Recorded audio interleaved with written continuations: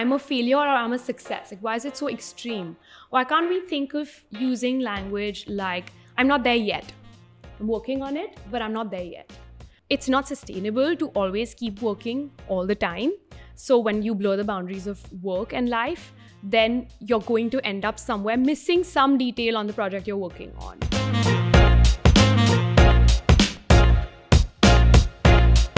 Hello everyone, welcome to the Breaking Uneven podcast. We love to talk shop, uncover the beauty of failures and play a few games. Today we have with us Aanandita Vaghani, the founder of UnFix Your Feelings. Aanandita, how are you feeling? I'm feeling pretty good to be here. Alright, so you completed your bachelor's in psychology at Wesleyan University and then your master's in counselling psychology from NYU. Over the years, you've done multiple internships at different mental health organizations and also worked as a resident teacher at UCDS. And now you have your own practice called UnFix Your Feelings. So is that a good description of what you've done so far? I think that pretty much covers it. You did your homework. Cool. Awesome. So we're going to start unpacking that now with a quick little game. Okay, so our first game is the Twitter Pitch Challenge.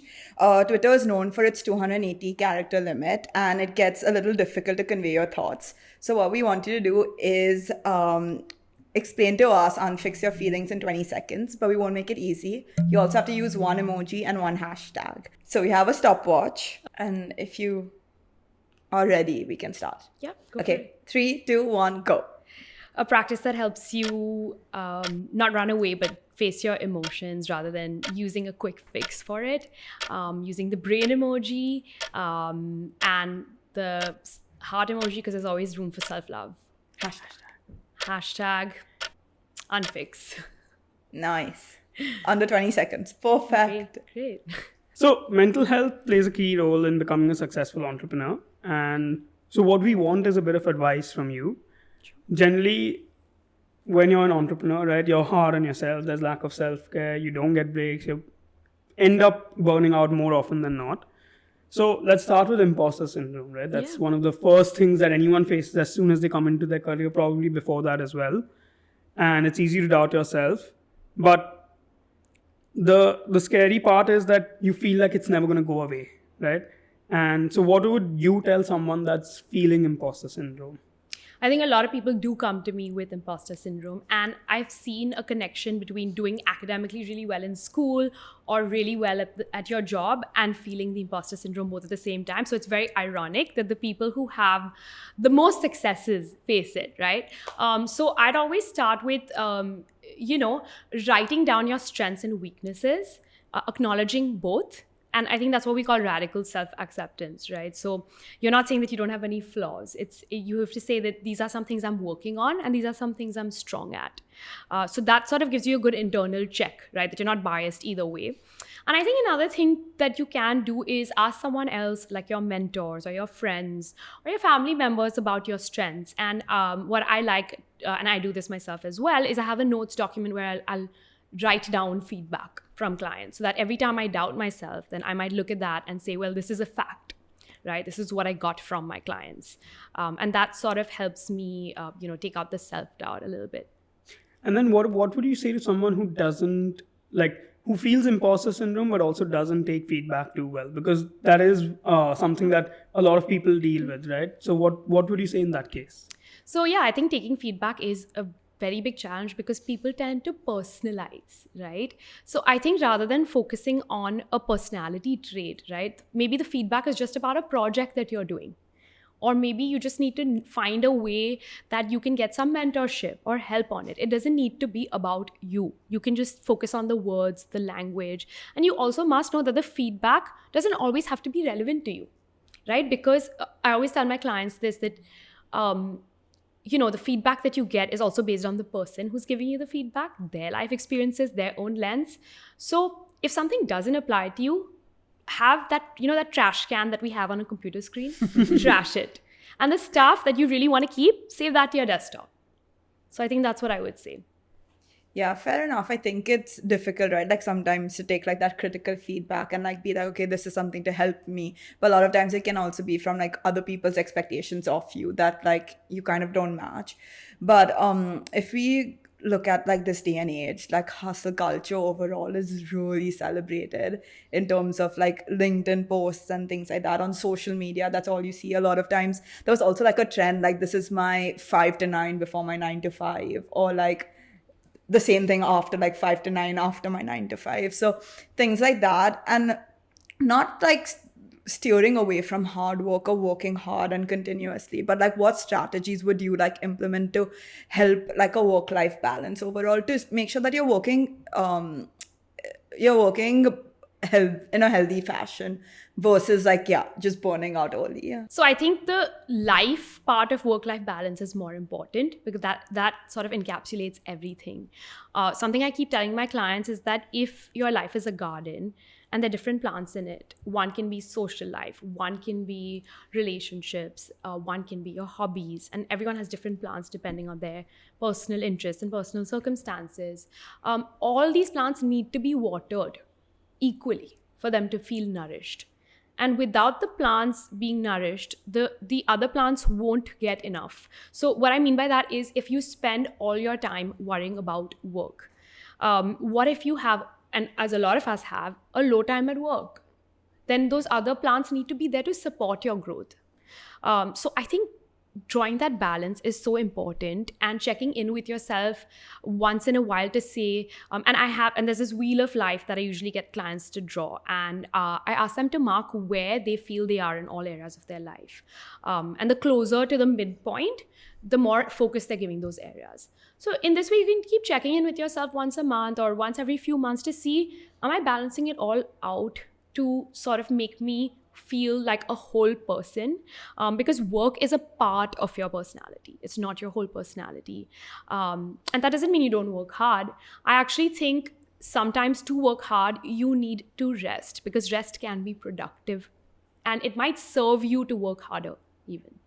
Yeah, I think that's like, I guess, the blurry line, right? Because a lot of people think that if you work 24/7 or like all days of the week, whenever you can, that's the only route to becoming successful. But I think it's recognizing that you also need to fulfill other aspects of your life. And yeah, like as you said, nourish them as well, to make sure that like you're growing as a person and not only in one facet of life. And also like, I think, I don't know like how to, I guess, articulate it in a grander scheme, but in terms of like, you don't need to work 24/7 to be successful in 100%. life. Like traditional success can also come to you with some level of breaks and rests and things like that. So I guess, how do you create those kind of boundaries between like your work and your life? Like I think it's also blurred even more now that people are working from home and things like that. Like there's no, like you can work at whatever time and take breaks or not take breaks at all. So how do you like, yeah, draw those boundaries? I think what stops us from drawing those boundaries is a lot of guilt and shame. Yeah. So I think first we just need to acknowledge that, because I think you're right, this culture puts a lot of focus on extremes. Yeah. Like working too hard or not working at all, hardworking or lazy. These are labels that we just give ourselves. But I think an important thing is to just acknowledge that it's okay to set boundaries. And it's okay too if the people that you are setting boundaries with, whether that's an employee or someone at home, it's okay for them not to react to those boundaries. Those boundaries are for you, and it will take them some time to get used to those boundaries, but they are going to be helpful in the long run. Because in personal relationships, when we don't set boundaries, it ends up being that we resent the person, and that means we can't even have a relationship with them that's authentic. I think from a work point of view, it's not sustainable to always keep working all the time. So when you blur the boundaries of work and life, then you're going to end up somewhere missing some detail on the project you're working on, or missing some feedback, right? Because your battery is literally low. You can't function on low battery.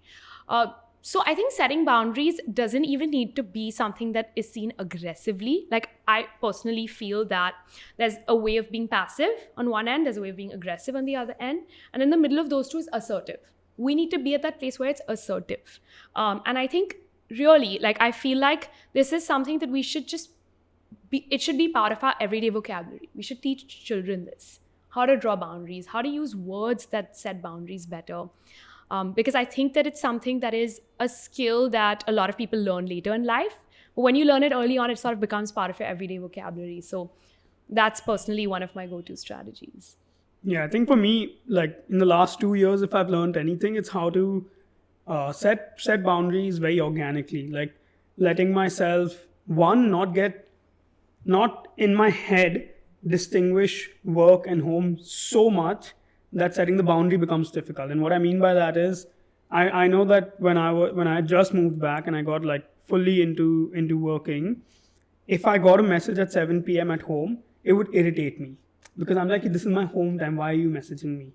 And that I think was also like a toxic trait, right? Like having that boundary so clear in your head when the world doesn't function according to your head, and then not being able to set your own boundary because you've just not found the balance. And that, I think for me, in the last 1.5 years, that is something where I have realized that, okay, if someone messages me at 7 p.m., I don't need to respond to them. Yeah. Or I can respond to them saying, I'll get back to you tomorrow. It's in your control. And something that you Exactly. can say is that, I really respect you sending these emails out to me. Just know that I will be off my phone from 7 p.m. to 10 p.m. Yeah. or 7 p.m. till 7 a.m., depending on your work. And letting them know the boundary in advance so that you're not surprised by it or they're not surprised by it. Yeah. The funny part is, though now I respond at 9 p.m. also, but it doesn't irritate me anymore. Yeah. Because I've just stopped making it so distinct in my own head. I think the issue, not issue, but like a lot of people work on WhatsApp out here. So it's Yeah. also in your personal space. Get a business phone. Yeah. That's the best thing I've learned, especially in my line of work. When you don't Yeah. have that, you end up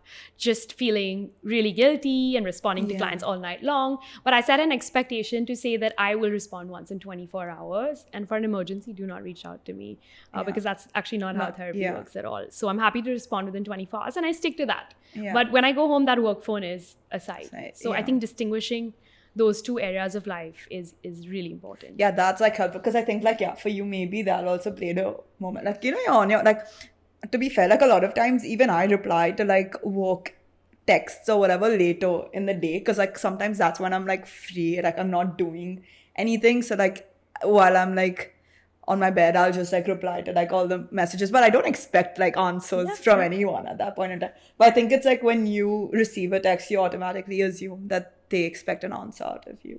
Like I would think the same way. Yeah. Sort of in your control. Yeah.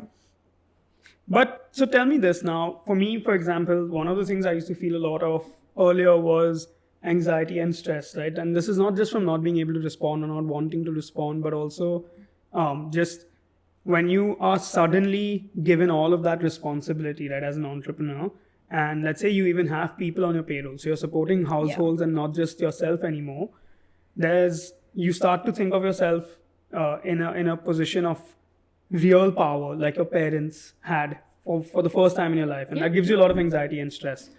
What would you, let's say if you had to give someone 2 tips, right, not even 3, 5, nothing, just 2 things to manage that anxiety and stress, what would those be? It's that you can't fill someone else's cup without having yours full. That's very interesting. It's impossible to do. You're not going to be able to do it.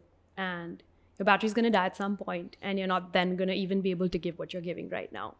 So set limits for what is enough. It's going to never feel enough. Yeah. Right? And when clients come to me saying they don't feel enough, I said, really, what does enough look like? And they're like, actually, I don't know. Right? It's a unicorn. There is nothing as enough. You'll always want more. I started thinking of my life as if I have, let's say, 5 aspects, and this is kind of similar to your analogy with the plants in the garden, is that at no point in my life do I expect to have everything from work to relationships to family to let's say even a chilling factor be at 100%. And what was difficult was to start to accept that. Like, it's okay, all doesn't have to be at 100. But let's say work is running at 80 right now, but something else is at 60. Just let work calm down a bit and focus on the other thing. 100%. I think because like our life goes through different phases and everything's not as you plan, right? All your milestones are not going to be as you plan, whether work or personal life. So I think that you then have to realize that different things will be a priority at different times and just come to accepting that. And then when that work emergency is over, go back to the nourishing. It's going back to that homeostasis then and rebalancing everything. If you're comfortable with it, can you tell us of let's say one of the most difficult times that you have had in the past or in ideally the recent past, if at all? in terms of balancing work Balancing, and life. Something that was really challenging for me was there was a point where I had a lot of clients, and they would want a lot of late night slots because naturally we get done really late. And then there was some clients from abroad that wanted the 12 p.m. slots. So we would go crazy shuffling those, right? And there was a large amount of guilt to say that I always have to be available. And then I would end up working 10-hour days. And for my career specifically, I need to have that bandwidth to give, right? There's so much giving and there's so much listening. And I think to be able to do justice to that 12 to like 9 p.m. hour day just wasn't working for me. So what I decided to do was then to make fixed slots and have it like 3 times a week that I come at 12 and end then at 6. Or then some days, and this is how I still do it, is I come at like say 2 and then end by 8:30. So making those slots really helped me. And that was me setting my boundaries with my clients to say that it's not that I'm not offering you a time, but these are the days I'm available. And if you book a week in advance, you will get that slot from me. So that's something that really helped me navigate that time. And it's a tool that I still use. You said that accepting that that enough keeps changing can give you a sense of peace. Is there like a tangible activity anyone can do? By anyone, I mean me. Asking for a friend. Asking for, a friend. To make, because a lot of times it's not like actions that are causing the stress, but sometimes also just your own thoughts that are like creating scenarios where like becomes stressful and you become anxious, where like sometimes you don't sleep well or you can't eat well or anything. Like it then impacts like your physical health overall. So it's like how to put a practice. Like a lot of people say meditation, but I don't think that works for everyone either. So like if you have any like suggestions on things to balance stress and anxiety. Something I like to do is draw out how each scenario might pan out, because the biggest thing with anxiety is we feel anxious when things are uncertain, right? Yeah. So how to feel that it's in your control is to draw out 3 columns with the best case scenario, the worst case scenario, and then the most likely scenario, because that's somewhere between the best and the worst, and that's not given enough credit. Right? So if say you're stressed about, and I'm just giving a random example, a work evaluation, right? The best case scenario is I get promoted. Yeah. And the worst case scenario is I get fired. But the most likely scenario is maybe I will be evaluated and given feedback about my strengths and weaknesses, and I can work on it. Or I can work towards eventually finding that promotion. Yeah. But I think because when we're anxious, we're always thinking about the worst case. We really overestimate that it's going to come true and underestimate that the most likely will come true. Yeah. I'm not saying be unrealistic about it, but that's where the most likely case is. Like 90% of the times what happens. So I think drawing those out really helps combat that stress. And as far as self-care goes, right, I find that a lot of clients do struggle with meditation, and that's because there's this perfectionist tendency that kicks in even then to say that now I have to meditate for 30 minutes and then I should expect to feel completely calm, right? And you only do it when you need it, right? Yeah. But it needs to be an everyday practice to be able to then access during your crisis times. You can't just do it when you feel anxious. Yeah. It has to be sort of a routine that you create for yourself that then you can tap into to say, wait, I have this in my toolbox, I can use it. So even if it's 1 minute, like you find 1 minute meditations online, start doing it as an everyday practice so that when you're anxious, then it's a part of you that you can just access at any time. Yeah, I used to do like the calm meditations, like the guided ones. I think I did it for a significantly long period, like a few months, up to 6-7 months or something like that. But then I don't know whether I got bored or like I just stopped randomly. Yeah. But I think like I started yoga recently, and I think that's also kind of helped to a certain extent. I think it is meditation in a different form. Yeah. So I think like that like sometimes I'm like asleep while I'm doing it, but like it's still like kind of whatever helps. Yeah. I know for me, like my definition of meditation is very different, which is, and I've said this many times even on the podcast before, for me meditation is my drive to work listening to Taylor Swift. Yeah. Right? Like there's it's not like sitting and like it's not sitting in the yogi position all day and having to, right? It's I have been told off for this, like there have been people who said that no, meditation is a science and an art that you really need to master And I don't like, yeah, maybe it's not like meditation in the truest form, and maybe yoga isn't either, but like it's a way of calming down for you. exactly. Like, For yeah. me, the definition of meditation is just something that helps me like unwind from my thoughts in general. Yeah.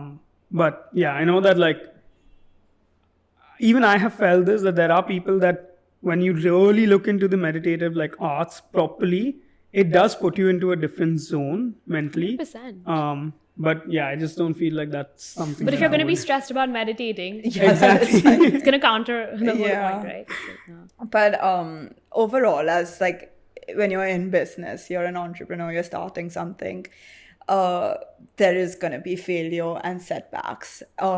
Even if in any, I guess, career, in personal life, overall, I think that's the only thing that's guaranteed to a certain extent. So it's like, okay, how do you cope with failure, and how do you become okay with that, where it's not something that's a hurdle for you to even try?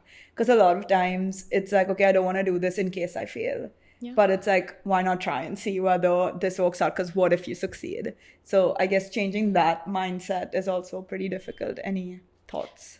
Yeah, so I think the wording there is so important, right? We say failures. Why don't we use the word setback instead? Or this is challenging for me right now. Why do we have to label it as a failure? Because the failure sort of gives you this idea that it's the end of the world and you can't do anything about it. Yeah. And that's what sets us back. I'm a failure or I'm a success. Like, why is it so extreme? Why can't we think of using language like, I'm not there yet. I'm working on it, but I'm not there yet. Or why don't we acknowledge that there are going to be some parts of us that are not going to be perfect all the time. And especially in business where some things are just not in your control, right? Like I personally know that at my clinic, a big low point was, I think, February after the vacation time, and that rush died down. And there was this automatic thought of like, what am I doing wrong, right? But then it was acknowledging that while this area of my life is not in my control right now, because it depends on, the market, it depends on people going on vacation, it depends on people just starting the year and like organizing other parts of their life. And that part is not in my control. But what is in my control is then working harder to gain clients or working on other aspects of my job even. Like then I started to do more of my social media. I sometimes write for a lot of publications. So that's where I amped up my work a little bit. I would talk to people who are going through the same thing. So within work, that's what I did. And then what I did was then access the other plans I had built for myself. Like this is a great time to be able to go for my workout class every day, because that's not a luxury I can afford myself when I'm working, because I get really tired. Yeah. So now I can take a high intensity class, for example. And I noticed that then that was just that phase. And it's like life asking you to rest. Yeah. So I saw that as not a failure, but a setback. And that changing that language really helps. Like there's this thing called the growth mindset, right? And I think using that language just changes everything for me. Like, I'm not there yet. This is challenging right now, rather than saying like, I failed, I'm never going to do well. I feel like these words like never and should, I think they're so extreme. It sounds, when you read it out yourself, why do we do that, right? How can things fit in so black and white? Yeah. Sometimes I think like even the situations are not that extreme, but you just end up like saying those words. So I guess it makes it, because I've never never thought about the words I use as much in terms of how that impacts how I think, or either stress or anxiety. So something that I will definitely like try to do, because in my head it's like, okay, you're just trying to call it something else. Like it's not necessarily the intensity of it doesn't reduce it, but you're just covering it up in a different aspect. So I think like it's changing that kind of mindset to be like, I think it's asking yourself, if my friend was going through this, would I use these words? That you're a failure, right? Then why can't I use that same thing with myself? Because to be honest, that's the longest relationship I will ever have, is with myself. Yeah. So I think it sounds really, it sounds really small, but making that small change every day can really help the way you think, because thinking is basically what you say to yourself. Yeah, no, definitely. And then I guess like the big burnout that I think most people face that in their career at some point in time. A lot of from the people that I actually have heard, like everyone that are a couple of years into their career have already faced it, which is like quite sad, because like generally people are going on like a long 25-30 year career, and at that point they reach like a burnout phase. But I feel like nowadays a lot of people are facing it pretty early on. Could just be the lack of resilience of Gen Z. That's what I think it is. Yeah, that's what people keep saying, but Yeah. I don't know if I believe on that. Yeah. I think there's this thing called psychological flexibility. I think we need to be able to adapt ourselves to different situations. Yeah. So if it is feeling hard right now, what's realistically something I can do to pull back a little bit? Yeah. It's okay to take those breaks. Like I said, rest is also productive, right? So I think people burn out when there's this part of it is also hustle culture, right? So that's Yeah. systemic, right? That's not something I can control. But what I can control is then setting my own boundaries. And it is knowing that why are we in such a hurry to be successful and financially independent? You know, Social media. social media. Yeah. Yeah. I mean, it's great, right? Yeah. And some people have to do it. But I think, why can't we wait it out? Because rushing into success is not always the answer Yeah. to find it. I think by rushing into it, it's not sustainable. Yeah. You might find success really early on. What are you going to do for the rest of your life? Because work is not only for money, right? Work gives Yeah. you a purpose in life. So work should always be something that, even if, you're not extremely passionate about what you do and you just have to do it to pay the bills, that's okay. But find one part of it that satisfies you. Yeah. Build that curiosity in that one part. And then at times when you burn out, that's what you can focus on. So like I said, right, when I felt burnt out in my career, when I have too many clients even, something that helps me is saying, can I do some courses online? This is something that will help me in my career, but also give me a good break, Yeah. so that I don't burn out, right? And I think some careers are just more prone to burnout than others. So measuring it, and I know when I started out, I started measuring my day according to the way my dad would work, right? Because he's my inspiration. But it's not realistic to do that. He's in a different career completely. yeah. He doesn't have to deal with people constantly. When he's on Zoom meetings, he's not the only one talking. When I'm in a client meeting, I am the only one talking, and the client, right? Yeah. And the focus needs to be so much more. Yeah. And it's a very different kind of work.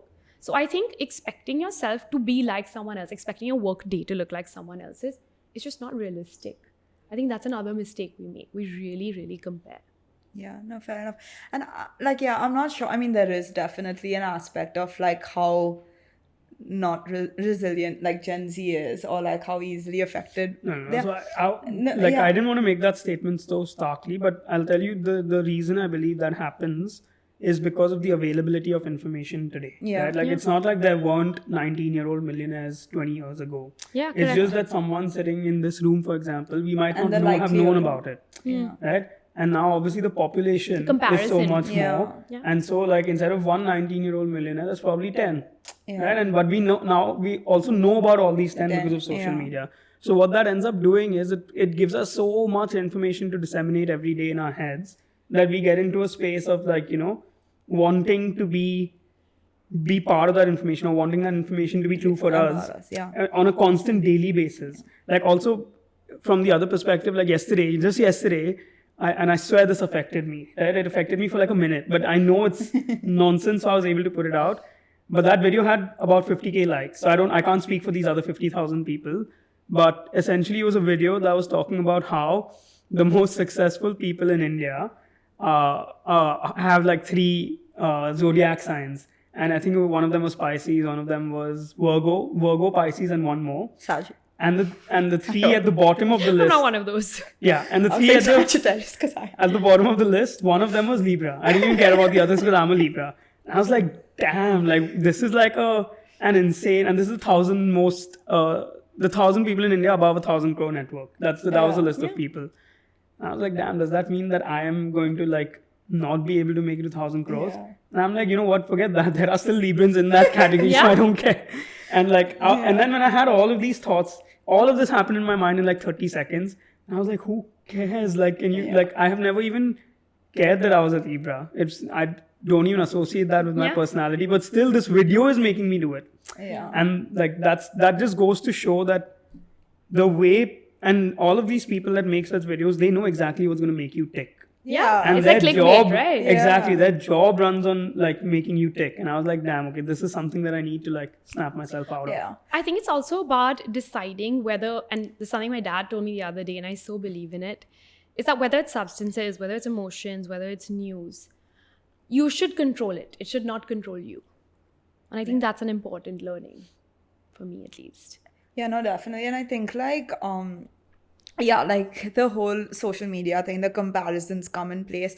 But I also feel like a few generations ago, people used to like get married early or had like a bigger support system early on. So when they were having those kind of like difficulties or failures or burnout sessions, they had like people or a support system around you. But out here, like not everyone has that kind of support system because you're like overall the generation has pushed when people are getting married overall, and then it's like sometimes people don't have supportive parents or like don't have friends that they can trust and things like that. And I think that also kind of plays a role in terms of like how burnt out you can get, or like yeah, like the stress and the anxiety and like the mental health issues, like everything then keeps piling on. So I guess, yeah, how do you create that kind of like good, healthy support system around you? I think what's important to know is that different people can serve a different support for you. So I think what we all too often do is, again, this is so extreme, but this is what we love doing. We love being extreme, is saying that this person is my best friend and then putting all your, like all your issues and whatever you're going through on that person. Why not have just a series of different friends for different things? Like there are some people that I might go to for work advice. There are some people I might go for friend advice. There might be some people I go for romantic advice. I think dividing that is really important. To build a support system, because then one of two things can happen, right? You will either feel like a burden or someone might make you feel like that. Yeah. It's also helpful to ask people, is it okay for me to vent to you right now? Yeah. Do you have a lot on your plate already? I think that helps. And then I think it's knowing that at some times and a lot of times in your life, you have to be your own support. And a way to do that actually is, and I'm not just saying this because I'm a therapist, is to get then the support that you need that a professional can provide you. Yeah. So in my mind, it just needs to be more balanced than it is right now. And I think that it's okay to also be more dependent in certain periods of your life than others. Yeah, for me, I remember, so I've had many times when, you know, I've looked to someone for support and not exactly got what I expected. Yeah. And I remember, like, very crudely, my mother once told me that, Anuj, at the end of the day, like, if I have to tell you 100%, the only person you can bank on in your entire life that'll never betray you is yourself. Right? And if you can build a support system for yourself, by yourself, within yourself, then, and it's not that this is not to say that don't have friends around you that you can lean on, but if you can do that, then it'll put you in a comfortable position for the rest of your life, where even when you want outside support, the fact that you can bank on yourself, you don't go chasing it. Yeah. It'll automatically build around you, and you'll know the kind of support that those around you, those closest to you, can provide. Yeah. You won't be having your expectation. Your expectation will be built from reality. 100%. And that I know for a fact has helped me massively. Like today, I know that if I really am down and this, like, you know, just in a mental bad space, I just need to sit alone in a room and I'll sort myself out. Yeah. And I think that's why that self-talk and awareness is so important. And it's also important to tell yourself that, you know, someone can be your walking stick, but they can't walk for you. That's something that you're going to need to figure out. Even with therapy, it's always about helping clients build tools that they can access during their tough times, right? My eventual goal for them is to be their own therapist. And so now, since we've been discussing founders, one of the most important aspects of a founder's life and some, like, are the employees that they impact directly, right? Yeah. It could be through how they choose to reprimand someone for a job not well done, how they choose to praise someone for a job well done. It could be, you know, anything, any conversation that a founder has with their employee. The effect that it leaves at the end of that conversation on the founder is usually a lot less than it leaves on the employee, right? And so how would you say a founder can foster a positive and, let's say, mentally healthy work environment? And let's say, you know, there's obviously a lot of literature around this, and, you know, especially with the entire wave of how Gen Z wants to be dealt with. There's so many articles about, you know, if you're going to have a tough conversation, have it this way, etc. But if there was, let's say, a mindset shift that allowed the founder to foster that, what would you say that would be? I think deal with it before. I mean, people think that all, things that you go through in life is an HR problem, right? But like, why is it an HR problem? Because rarely ever will you see anxiety affect only one part of your life. So if someone is facing anxiety, it is going to impact their productivity. It's only natural, right? So I think founders need to, and leaders need to incorporate this in their own life, and to the extent that they can, and of course depending on the business and the level of comfort with the employees, need to role model how they deal with challenges in their life, and that opens up the conversation a lot. I think the second thing is having check-ins, and you don't have to call it a mental health check-in as such. You can say, how's everyone's stress thermometer doing today, right? Or how's the weather for you today, right? And by incorporating that even for 5 minutes at the start of every meeting, you can really see where your employees are at. I think that's something that leaders need to do more often rather than just pushing it on to HR, right? Because what are you showing them? That you don't care and that go to a different department to get help. Yeah. Of course, HR can deal with issues when they escalate. But even before they escalate, you can deal with them at that small level as a leader. Whatever you can do, even if it's providing access to resources or sending a link of an article that can help, right? So in small ways, I think leaders need to start incorporating this and get emotional skills training as part of being a leader, because that's such an important part of being a leader. Yeah, I think like overall, even like I guess on social media, so you see it so many times being like my environment is so toxic, or like the work culture, the company I work sucks, and like things like that. So I feel like you mentioned, like small things early on from leadership would be more helpful to reach a point where it's so extreme, where people feel like, oh, this entire environment is not right for me. Because a lot of people, just want to like change jobs because of not even of like the work they're doing, but the environment they are in. So it's like trying to transform that environment into a more healthy and sustainable way than it becoming so extreme, I guess, later. I play a game in my own head, like, which is, and this entire game is built off of empathy, right? And empathy comes from having enough conversations with someone about their life that you know what they're going through at any given moment. And then the game I play in my head is, what if you had to make excuses for why this was done this way, right? For that person. So let's say, whatever, I wanted a project proposal done in 2 days and it didn't happen, or it wasn't up to the mark, right? In my head, I'm thinking, okay, if I was this person and from what I know about their life, what would my excuses be? And then that just helps me empathize with them to a point where I'm like now I know, if I have justified why that in my head that hasn't happened in a particular way, I deal with the problem with that in my mind. And if I'm unable to justify it, I obviously try to get that information before I deal with it. But that I know has helped me really like tame down the reactions. Essentially. I think it's all about context. Yeah. You need to figure out what is coming from. And it's so important. I don't think we think about that enough. Context and patience, right? Like not reacting, but like responding. Responding. Yeah. I think it is so easy to just go off at someone in the moment. And like, I feel like that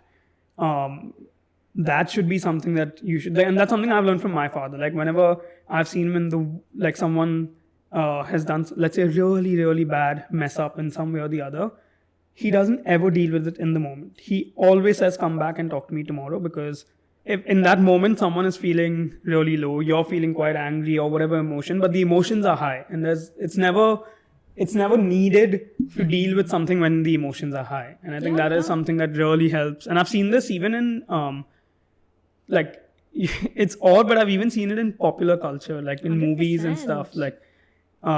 But yeah, that's something that I know has helped me a lot. Okay, so cool. Our next segment is busting myths. So we're going to give you statements and then you have to let us know whether it's true or false and any explanation for that. But high levels of stress and anxiety are just part of being an entrepreneur. True. And I feel like that's going to be the answer for most. Yeah, it's going to be a lot of ands because I don't believe in extremes. But true, and it's a myth to think that you cannot deal with it because you can. And there are some things that are in your control and out of your control. And the sooner you accept that, the better you'll get at managing it. Fair. Mental health issues can be overcome with sheer willpower and determination. True. And sometimes you need to reach out for help and support and be easy on yourself. Entrepreneurship can be isolating, which can impact mental health. True. I think especially if you're a sole entrepreneur, and I face this a lot, that it can be sort of damaging, and the way to combat that is maybe reach out to colleagues in the same situation that you're in. No, for sure. And even like friends and family overall. Yeah. Because I think even I'm on a similar path, and sometimes Shared it's like there's no experiences. no bouncing board really. So it's nice to have other people. If you're passionate about your work, you won't experience burnout. False. I think people passionate about their work actually have a higher likelihood of experiencing burnout because you don't put any limits. Yeah, fair. Meditation and mindfulness are just trendy fads and not real solutions. False. I think they are solutions, but more long-term, sort of treated like a vaccine rather than a band-aid. Okay, fair. Success does not guarantee mental health stability. True, because there's always going to be more that can be done. Yeah, but that concludes the busting myths part of things. Yeah, I That's think fine. the essential takeaway from the busting myths was that there's no black and white when it comes to Yeah. mental health. Like there is literally no black and white, other than the fact that you should focus on it maybe. Yeah. Yeah, and I think we try to make sense, like we try to categorize things because it's easy for our And brain to do that generalize. and generalize people into like diagnosis, and that's not always the answer, Yeah. right? You need to look at things in their context. Cool, let's move on to our next game. This one's called Two Truths and a Lie. The idea here is we're going to ask you for 3 statements, amongst which 2 are true and 1's a lie. About mental health? It could be about mental health, it could be about you, about unfix your feelings, anything. Challenges, achievements, basic facts, whatever you want. Once you give us the 3 statements, we have to guess which one's the false statement. Okay, cool. Cool. Sounds You good. ready? Yep. Cool. Let's go for it.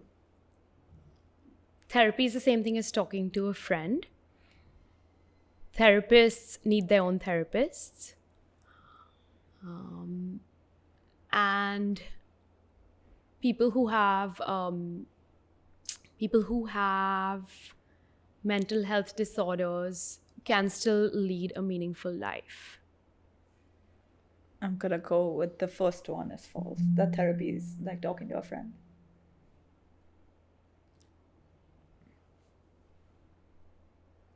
I mean, it's kind of like, I don't know, therapists need therapists. That seems true. The third one,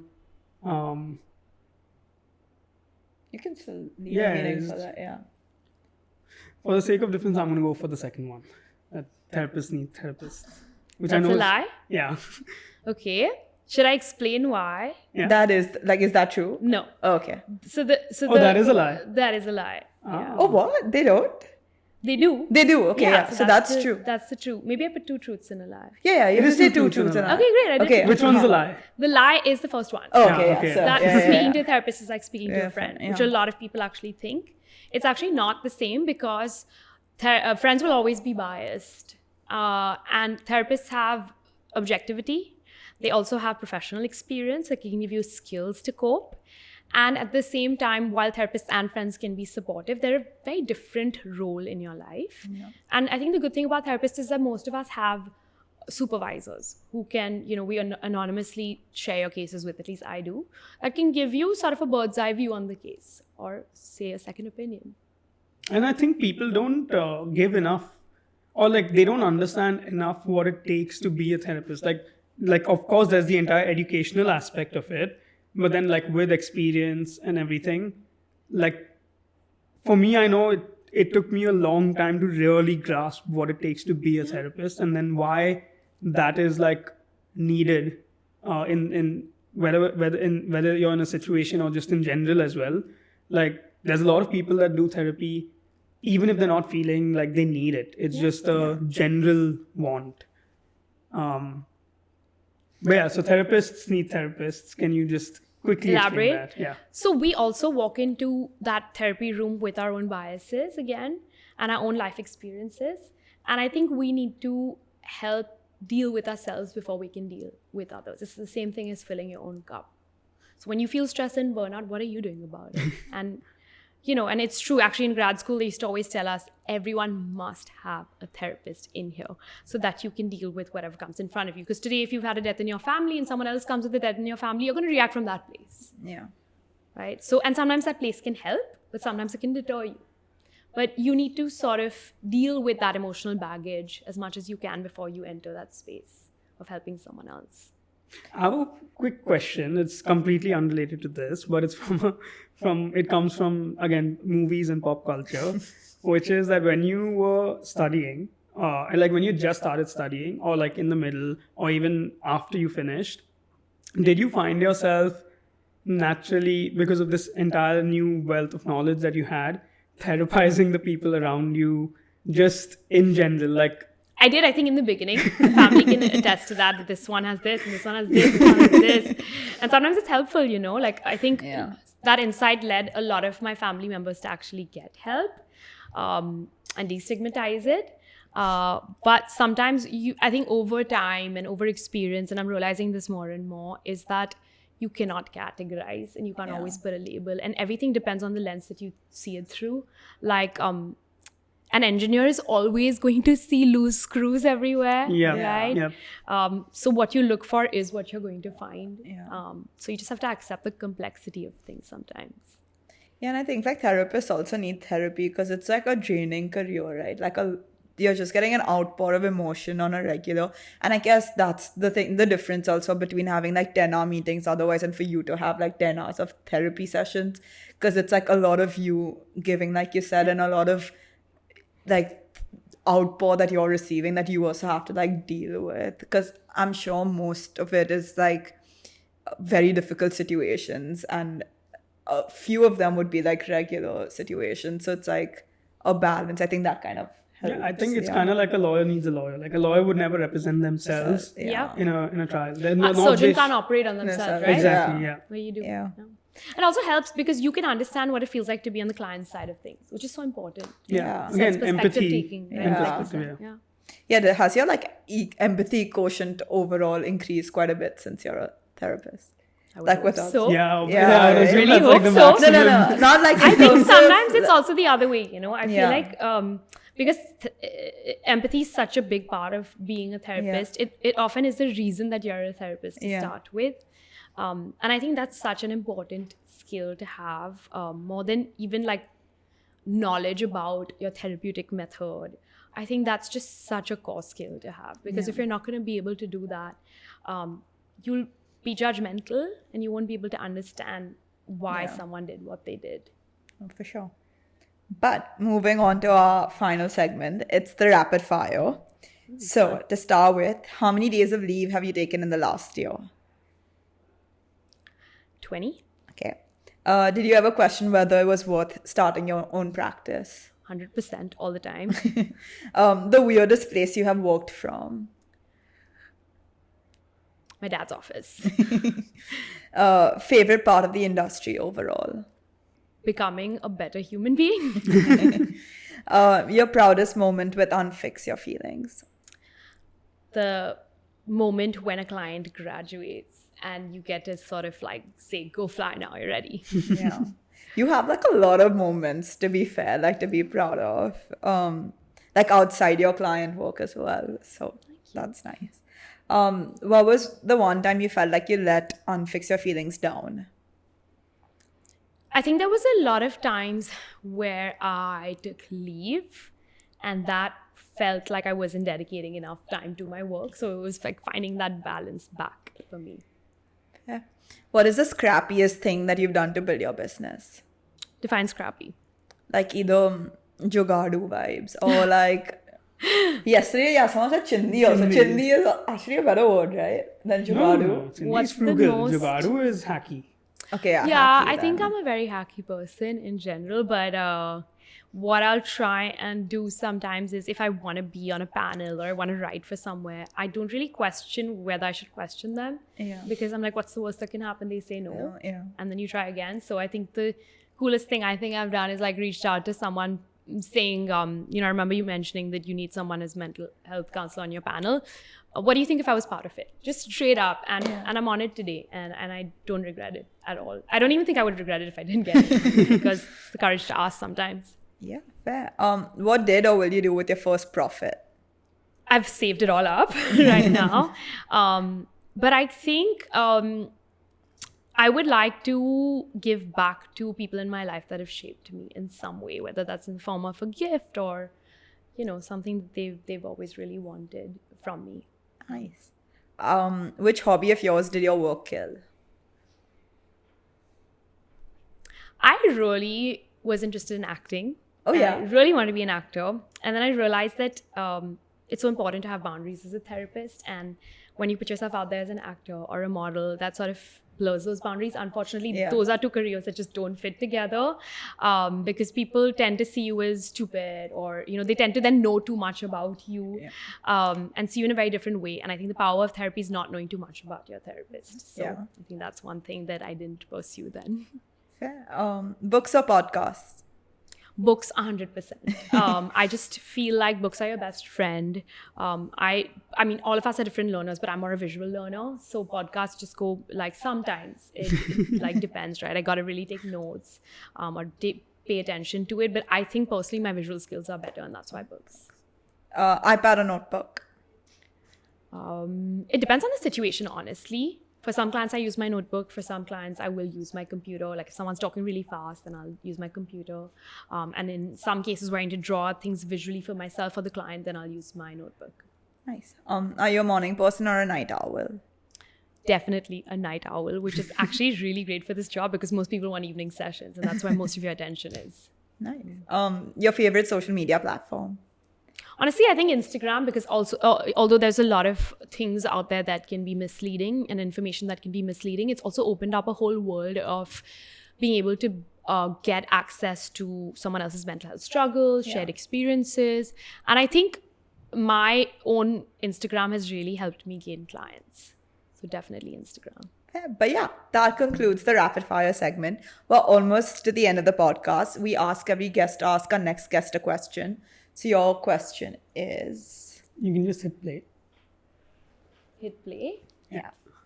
What are the top 5 tips or trades of the industry that you could give someone who's starting new?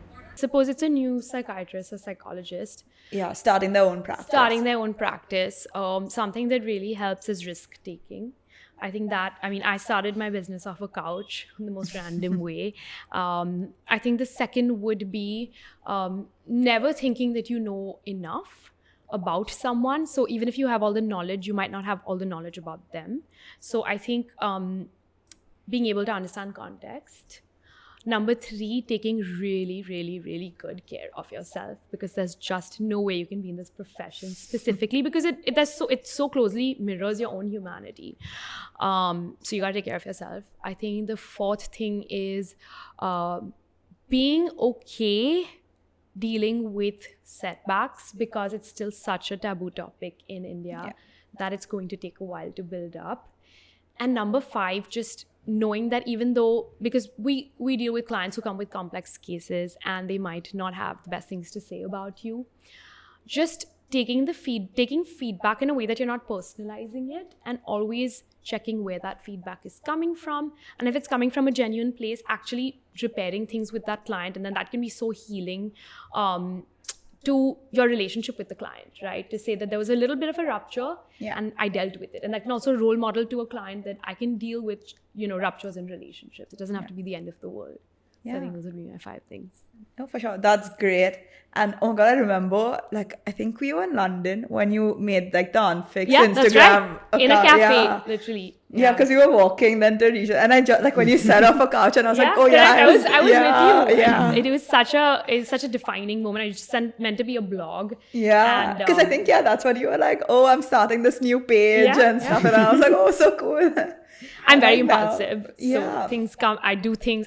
When I think of things, I just do them, which is not always a good thing. But No, but like it's been such a journey. I think like that was a couple of years. yeah, it was like three. it was 5 or 6 years ago. That, oh my God. Yeah. So it's Damn, been, okay. it has been a journey.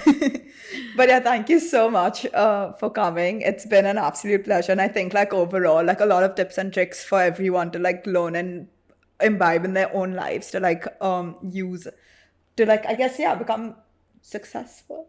Yeah, I guess these are just directions. Like, Yeah. it's not hard and fast rules, right? It's just like a few things to keep in mind. Yeah. And that's what we try to do, is like, we don't have real learnings that we want to like preach to people. It's just like, hey, keep these things in your mind and might help you in Yeah. the future. Yeah. And for that, this has been absolutely great. So thank you. Thank you so much. I so enjoyed being here.